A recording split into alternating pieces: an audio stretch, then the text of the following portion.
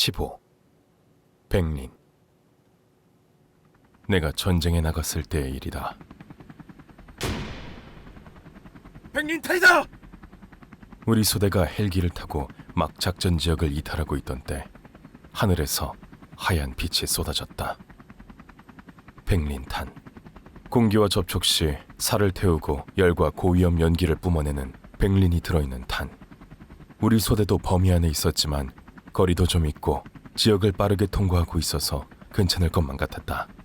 하지만 그 순간 백린탄의 소형탄 하나가 파손되어 있던 유리창을 깨고 기체 내부로 들어왔다. 한순간에 사방으로 퍼지는 열기와 각막과 폐를 태우는 연기에 나와 동료들은 패닉에 빠졌다. 폭탄인 줄 알고 엎드리는 녀석, 소리를 지르는 녀석, 돌아보지도 못하고 긴장하는 조종사. 다양한 반응이 있었지만 나는 그 속에서 죽음을 느꼈다. 이렇게 죽는 건가? 복잡한 생각은 하지 않았지만 그대로 있었다면 2차 화재로 인해서든 추락으로 인해서든 모두 죽는 것은 확실했다. 시간이 느리게 흘렀다.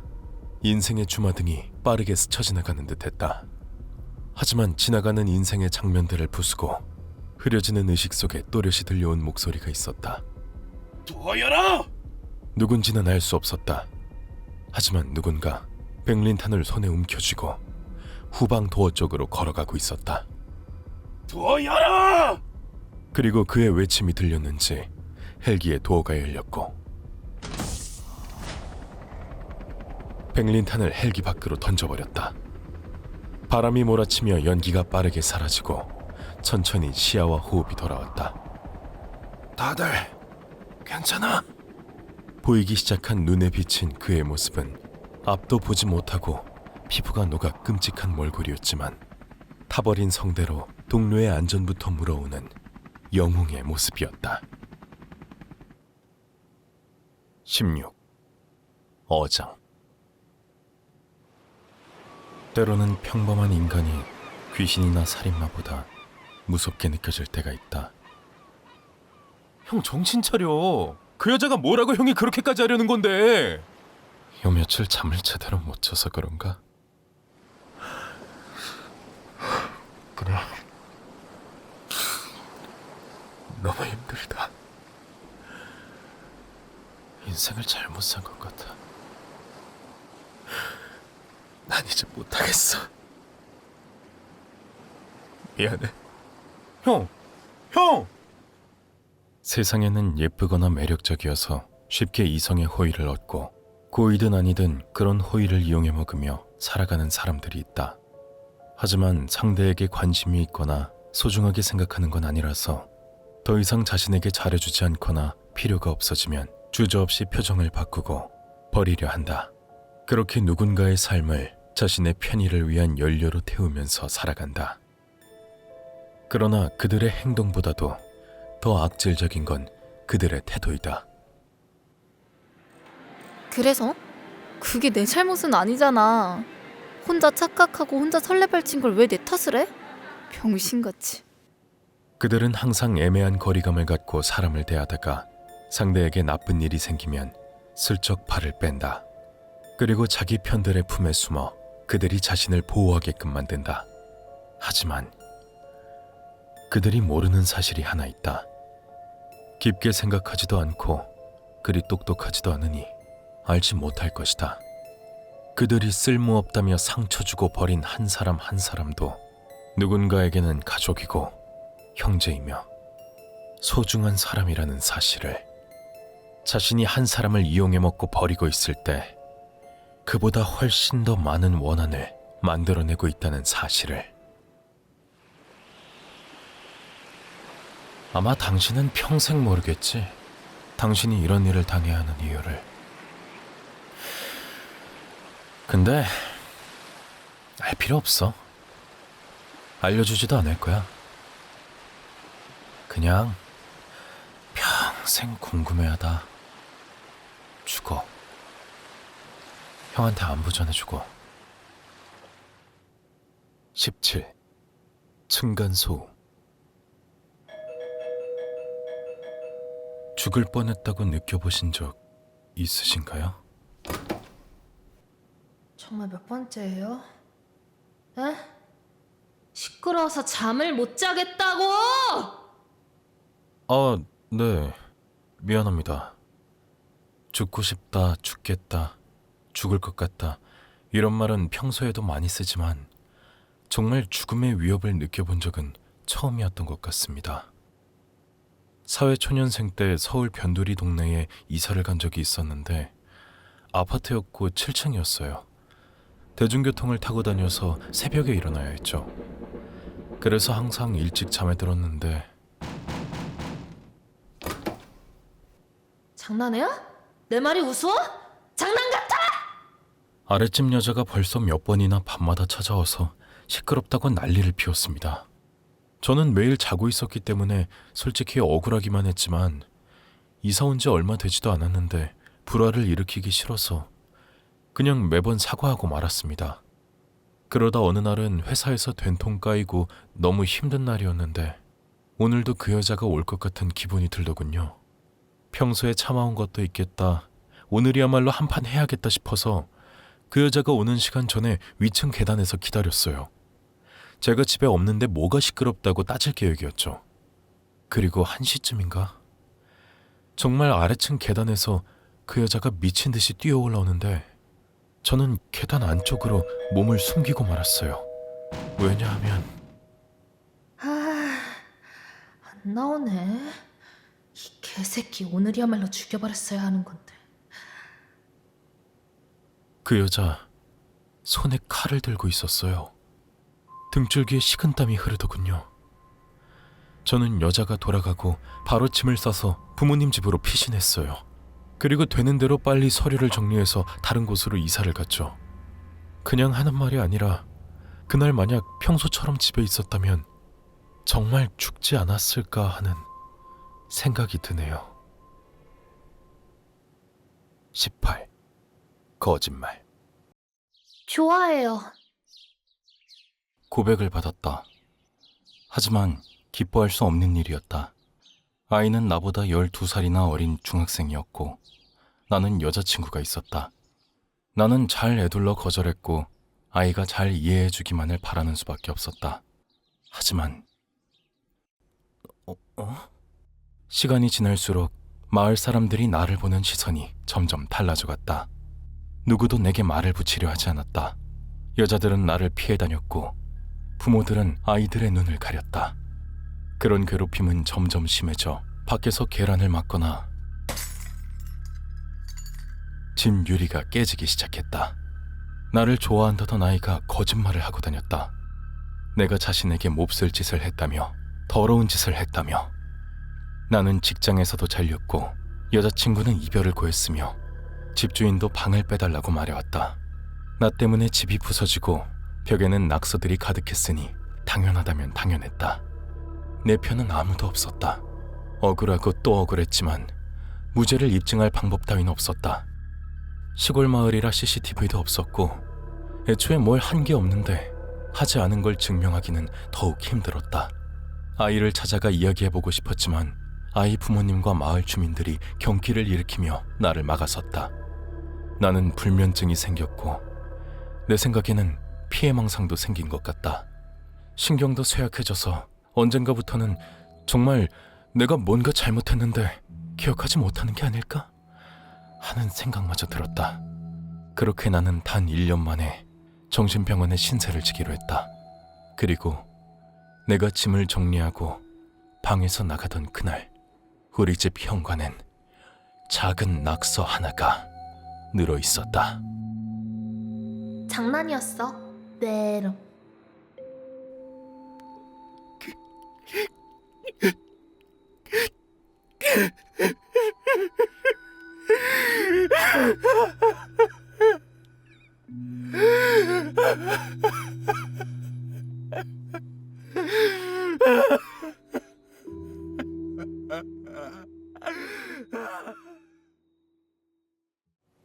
(19) 이리 와. 이리 와. 옛날에 잠시 집을 나가서 청소년 쉼터에서 지내던 때가 있었습니다. 그땐 나이를 속이고 PC방에서 알바를 하며 생활하고 있었는데 어느 날부터인가 쉼터에 돌아가는 길에 한 할아버지가 제게 말을 걸었어요. 이리 와, 이리 와. 저요? 응, 이리 와. 저는 당황스럽기도 했고 모르는 할아버지가 갑자기 오라 그러니 무서워서 그냥 달아나 버렸어요. 그런데 그 이후 그 할아버지는 계속 저를 쫓아다니면서 제게 손짓하기 시작했어요. 저는 너무 무서워서 경찰에 신고할까 생각도 했지만 경찰에게 말하면 제가 집을 나온 거나 나이를 속이고 일을 하는 거나 책 잡힐 일이 많아서 그냥 피해 다니기로 결심했죠. 그러다 어느 날은 항상 할아버지가 기다리는 곳을 지나기 전에 담벼락 뒤에 숨어서 할아버지가 있나 망을 봤는데요. 윤서가! 갑자기 할아버지가 소리도 없이 뒤에서 나타나시더니 제 어깨를 붙잡으셨어요. 저는 너무 놀라서 발버둥 치다가 할아버지를 때리고 할퀴기도 했었는데 저를 붙잡은 손의 힘이 얼마나 억센지 이대로 저를 끌고 가도 이상하지 않을 정도였어요. 그런데 한참을 그렇게 가만히 있던 할아버지는 제가 잠잠해질 때까지 기다리시더니 차분한 목소리로 말하셨어요. 네 엄마가 찾는다. 알고 보니 할아버지는 저희 집 앞집 사시는 할아버지셨어요. 저는 원래 어머니는 의식 없이 병원에 누워 계시고 아버지와 같이 살았었는데 알코올 중독인 아버지의 폭력에 지쳐 집을 나왔었어요. 그런데 기적처럼 눈을 뜨신 어머니께서 저를 찾으셨다고 하더라고요. 그 사실을 아시던 할아버지는 우연히 다른 동네에서 저를 발견하고 제게 알려주려고 하시던 거였어요. 저는 그 길로 병원으로 달려가 어머니를 배웠어요. 비록 며칠 더 함께 있다가 어머니는 돌아가셨지만 덕분에 어머니랑 마지막 시간을 보낼 수 있었어요. 만약 끝까지 할아버지를 피해 도망다니는데 성공했다면 어머니 가시는 길도 보지 못할 뻔했네요. 20. 광인. 맑은 눈의 광인이라고 아시죠? 눈을 희번득 뜨고 사람을 바라보는 기이한 느낌의 사람을 그렇게 부르는 것 같던데 웃기려고 하는 말이 아니라 저는 정말 그런 광인을 본 적이 있어요. 제가 초등학교 때 저희 학교로 어떤 선생님이 전근을 오셨었는데요. 안녕하세요, 여러분. 이번 학기부터 여러분과 과학을 공부하게 될 새로운 선생님이에요. 잘 부탁해요. 키는 전봇대같이 큰 사람이 허수아비처럼 말라서는 쓰리피스 정장을 입고 다니는 이상한 사람이었죠. 생김새만 그랬다면 이렇게까지는 말하지 않았을 텐데요. 그 선생님은 항상 저만 보면 무서운 구둣발 소리를 내며 달려왔어요. 그리고는 무슨 80년대 미국 토크쇼 진행자 같은 말투로 말을 걸었죠. 머리에 뭐가 묻었군요. 제가 떼어주겠습니다. 이제 됐습니다. 깔끔하니 좋네요. 선생님이 특별히 제게 잘못을 한 건 아니었지만 저는 그 선생님이 정말 죽도록 싫었어요. 그래서 그 선생님 수업을 듣는 날에는 이런 악몽을 꾸기도 했죠. 빰빰빰빰 빰빰빰빰 이런 지각한 학생이 있군요. 지각생은 벌을 받아야겠죠.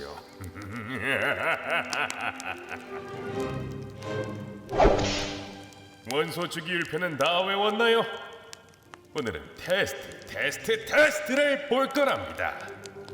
테스트에서 떨어지는 학생은 불지옥에 태워버릴 거랍니다.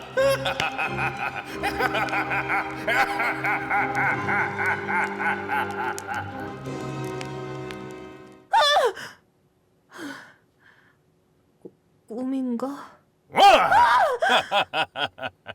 안 오길래 찾으러 왔습니다. 과학실로 오세요. 먼저 가 있겠습니다.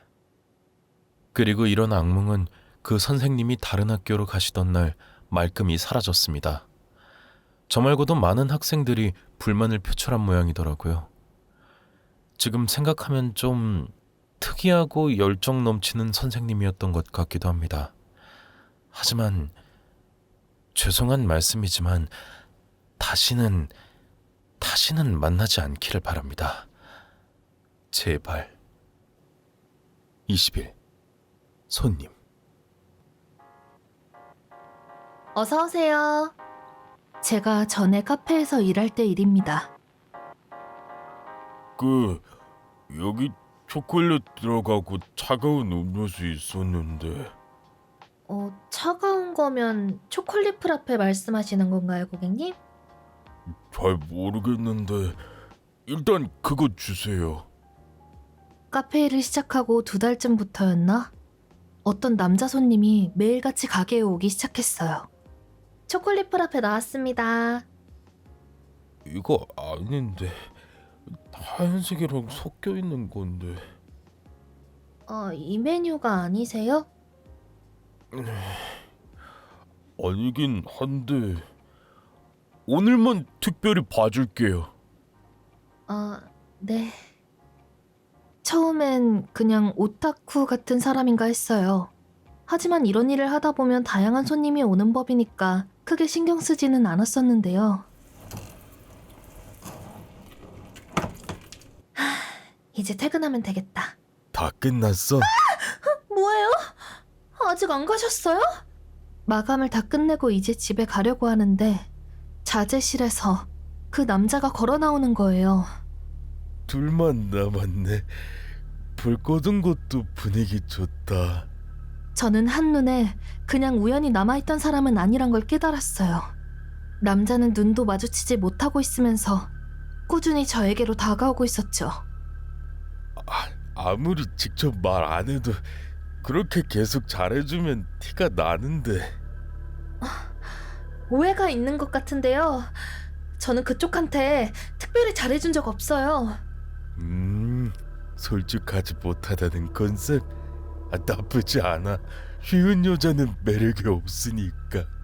점점 다가오던 남자가 결국 제 앞에까지 다가오는 바람에 저는 저도 모르게 손에 잡힌 코코아 파우더를 휘둘러 버렸어요.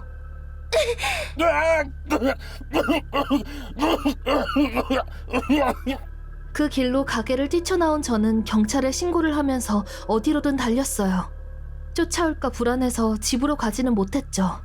다행히 남자가 쫓아오지는 않았지만 경찰이 출동했을 때 남자는 이미 자리를 떠난 후였어요. 저는 점장님께 양해를 구하고 알바를 옮겨야만 했어요. 다시 생각해도 너무 끔찍한 일이었어요.